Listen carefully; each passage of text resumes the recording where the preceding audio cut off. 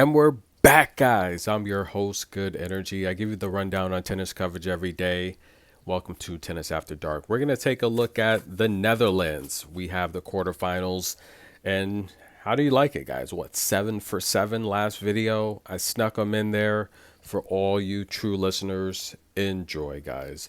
And we're going to have another good day. We're going to start things off with a bang from Serbia, the home of the GOAT, Alexandra Krunic. Listen, guys, she's swelled up in the rankings. She's now ranked 400 after a couple very bad seasons. I remember the championship a couple years ago on clay where she faced Bernarda Pera, where Bernarda went abroad, won back-to-back championships. And I say it all the time. When the tour hits about the summer season, the Americans always go abroad and win titles. And Pera, she beat Krunic in that championship 6-3, 6-3. Pera was the underdog. I told you to pick Pera to win that match. I also told you to take her to pick Kontaveit the week before. Remember, Pera won 2 titles in less than 2 weeks, her first 2 main tour championships. And Krunic said in that post-match interview, she said, look, I just couldn't hang with the rockets of Bernarda Pera. Now, the question is today, can she hang with the rockets of Dalma Galfi? Now, these two ladies have played once before, and I'm pretty sure Dalma, or did they play twice? Okay, yeah, so they actually played twice, but officially head-to-head on the main tour. Dalma won that match. Krunic won the cup match they played in straight sets. The last time they played did go 3 sets. Now, Dalma is powerful. She's got a much better ranking. She's ranked 138th. And Dalma's here after a very impressive win. I mean, Krunic's win was impressive as well. She took out big game Jessie P, right? But I thought Alexandra Sasnovich would have done better because coming from qualifiers and Pegula not having played. So that's why I told you to take Krunic to win that match as a 4-1 underdog. So hopefully you guys took Krunic to win. Because look, she doesn't have her timing, right? It's understandable. Now, Dalma beat Kunamatova, who's just been struggling. She doesn't have her timing, but Dalma's won 4 in a row. And look, she's beat good competition. Stakuzic qualifiers, Kessler qualifiers, Aranza Rus in the first round, and Kunamatova. She's only dropped 2 sets, the first round of qualifiers to Stakuzic, and 1 set to Kunamatova, who should have won that match. Now, Krunic has dropped a set to Panche and Pegula. And this is a matchup here where, even though Krunic's been struggling the last couple of years, she's a really good clay player, but she's a good player overall. Both ladies are playing good on grass, though. I mean, she's got a pretty solid win percentage on grass. Krunic is pretty good on grass as well. Now, the experts are picking Dalma to win this match. I don't think I agree with that. I think on grass, I like the player that plays quicker and has more variety. Dalma Galfi just doesn't have the variety on grass. She's a good baseliner. She has power. She's big. She can play aggressive. But I don't like her movement. Her knee's been wrapped up for quite some time. And just watching her play, it doesn't look good. Now, yes, she did get through qualifiers and she's beat some tough competition. Kunamatova is no slouch, but I don't think she's in her best form. Krunic moves a lot better right now than Kunamatova. She's got a lot more variety, and I think she's got a fine touch. I like the players on grass with that fine touch because that ball does not have that bounce like hard or even clay to some extent. When you hit a drop shot on grass, that ball can literally bounce, and that's it. That's the point, and stay there. It doesn't have that high extended bounce. And that's why I like the players with variety on grass, and I like the players that can move. I like the players that are athletic. It's a faster surface. Dalma's going to want to camp out on the baseline, and Kunamatova doesn't really use her athletic ability. She gets caught up on the baseline, and Krunic's not going to do that. So I think Krunic wins this match outright as the underdog. I really think she will. But I'm going to give you a conservative pick. Take Krunic to win at least 1 set. Okay, guys, that's the official pick. but I think Krunick's going to win outright. But take her to win a set. That's the pick. One set for Krunick, plus 1.5 in the set spread. Oh, wow. We got fireworks. Oh, yeah. Let's go, baby. We have Osaka Kanishiwa taking on BB on the beat. You guys know, right? BB, when she took that time off a few years ago, she started to make beats, like musical beats. She's got a drum machine. She's into music, right? Sweet young lady. Now, listen, this is going to be a good match. Now, these two ladies have played once, and it went 3 sets, and Osaka won that match.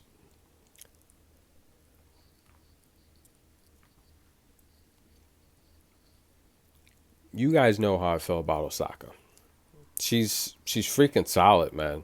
She's solid, and to hear everyone kind of echoing what I'm saying and have been saying about Osaka, she's back. So the consensus is that Osaka, despite literally taking so much time off, having the baby, she's back in her peak form in so little time. That's the consensus. And I would say that. And of course, if you have match point against Iga, how much harder is it going to get, right? When you're up literally 5 games to 2 against Iga, it's not going to get any much harder than that, right?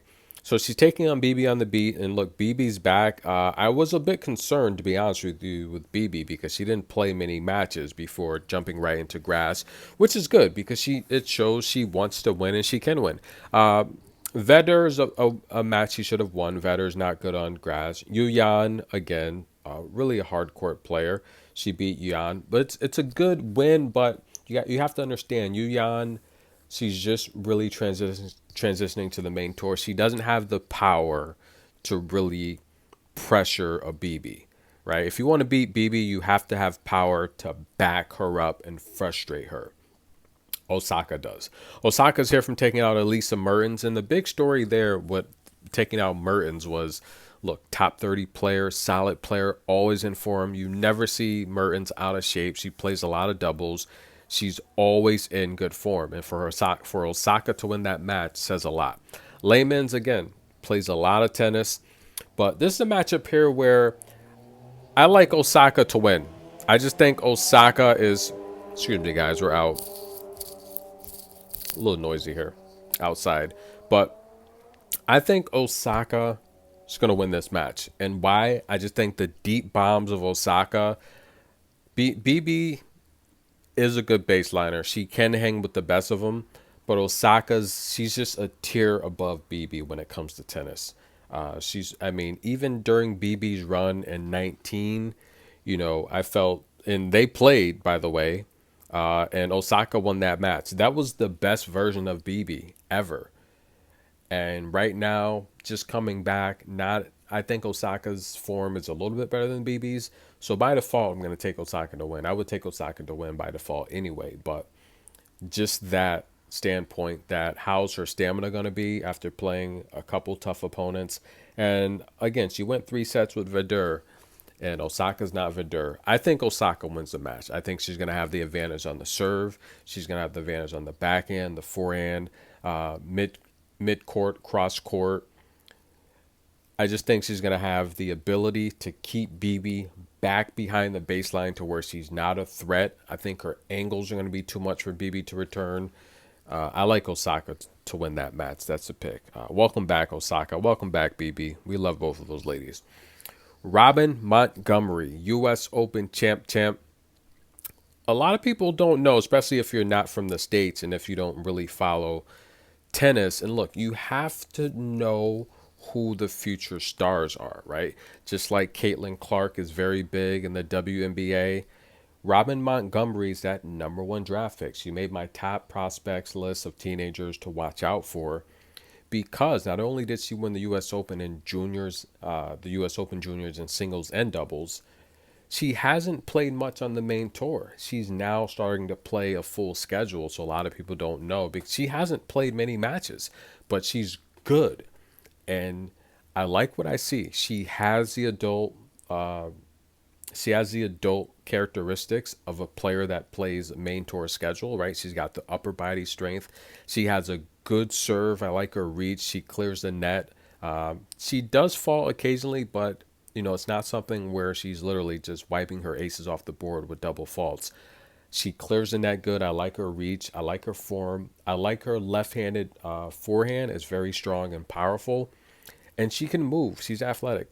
Ekaterina, I say it all the time. Look, she's got power, but for all of the top, she's ranked 16th currently. For all of the top players, she misses the worst, but she's serving well in this tournament. She had 12 aces last time against Beckes. That's really good. Only 2 double faults. She won 77% of her first serves. And she's the defending champion, right? So this is a matchup here where she's going to get up for. She probably feels the superior that she's the superior player, which of course she's a top 20 player. Robin's ranked 173rd. But if you don't know how close this American race is for top 10, Robin is literally, now that she won, she's less than 100 points away from breaking the top 10 where Ashlyn Kruger sits. So we have a good roster of American talent, and I feel Robin is going to be the future of American talent. She's going to be right in that mix of that top 50 player. 7 aces against Julie Niemeyer. She won 80% of her first service points. It's going to be a power difference, though. Katarina's got a much stronger ball, and she likes to play deep. I think Robin can baseline, but I do think Robin plays her best tennis about a foot inside the baseline with her left. Righties playing lefties can be a nightmare. I think Robin's going to win service games to start this match. So I like the first set over 8.5. That's going to be the pick. I do think Robin, I think she can do something here. If she plays clean tennis like she played today, she can. First set over 8.5. Ludmila taking on Greet Menin. Now listen, guys. Ludmila has not done well against Greet. Not at all.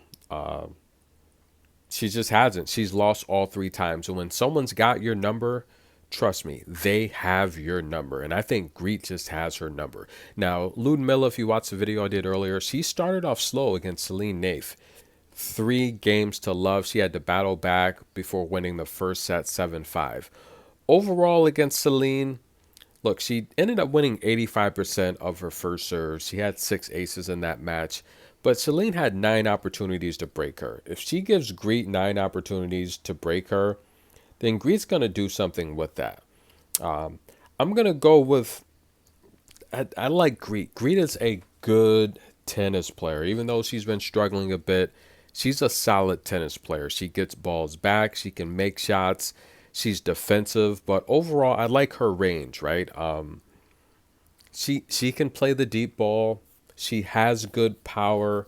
I don't think she does any one thing great, but I think she does a lot of things really, really well, and it keeps her in matches. And Ludmila has never won a set off of Greet, right? Greet's here after taking out some heavy hitters. Rebecca Masarova has a fastball, good serve, she's tall. Vekic has a good, and I told you to take Greet to win a set off of Vekic. Vekic has a good fastball, a good backhand. Ludmila, I say all the time, if you take her into 2 long sets, 3 sets, I think her body starts to wear down. That's just what I think, right? That's my opinion. It's what it definitely appears to be. And in this match, Ludmila's a 2-1 favorite. I don't like that. So I'm going to take Greet. I'll take the extended games. I'll take the plus 6.5. I like 6.5, 5.5. I'll take both of those. I think Greet will win a set. I think Greet could beat her. So we'll take the extended alternate spread. Those are the picks, guys. Enjoy. A lot of stories to talk about. I'm going to be covering some tennis stories this weekend. I want to talk about Emma Raducanu. She for sure is going to get a wild card into Wimbledon. And that's the thing about, being from the UK. She's covered there. But I think she'll also get a wild card into the U.S. Open. But I will say this. Robin Montgomery deserves a wild card into the U.S. Open. And Claire V, I think she deserves a wild card into the U.S. Open. We need to get these junior U.S. Open Slam champs into the U.S. Open. We have to let the world know about the rising American stars. And this is our home turf. Players like Waz, look, I love Waz, but she can't keep counting on wild cards. If Venus is going to retire this year at the U.S. Open, good. Give her a wild card. I would love to even see her get a wild card into Wimbledon. The last two tournaments where she's won. Remember, Venus has never won the French Open or the Australian Open. That year that we thought she was going to beat Serena, Serena wasn't having it.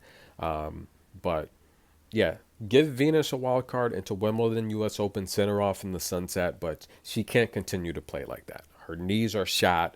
She can't move. I mean, she can move horizontally. She can't move vertically. She can still cover the baseline. She's got a long stride. That long swooping backhand is still effective. Even her forehand's effective. But after a while, her serve starts to break down because she doesn't have the lift on her knees. She faults way too much, and she can't cover the court vertical. So give her a wild card. But for the U.S. Open, we want to see Robin Montgomery, and we want to see Claire V in the U.S. Open. We don't want to see those girls having to go to qualifiers when they are junior slam champs. You have to take care of the future. And again, players like Waz, if you want to play on tour, we love you. You're a Hall of Famer. But look, if you're going to come back, you have to play matches, okay? You're talented enough. I would imagine you're talented enough to break the top 100. It hasn't happened yet, which is a little bit puzzling to me, but we got to make up our minds here. But that's how I feel about the U.S. Open. Robin Montgomery and Claire V have to get in as wild cards. If not, I'm going to be upset. But those are the picks, guys. Stay tuned. This weekend, I want to talk about Emma. I mean, let Emma in as well. Let her in. She deserves to get into the U.S. Open. I can't think of another run from qualifiers. I mean, let's look at the last few slams since Emma won the U.S. Open. You cannot name a more exciting slam than what Emma Raducanu did. She came from qualifiers. No one's come through qualifiers to win the U.S. Open.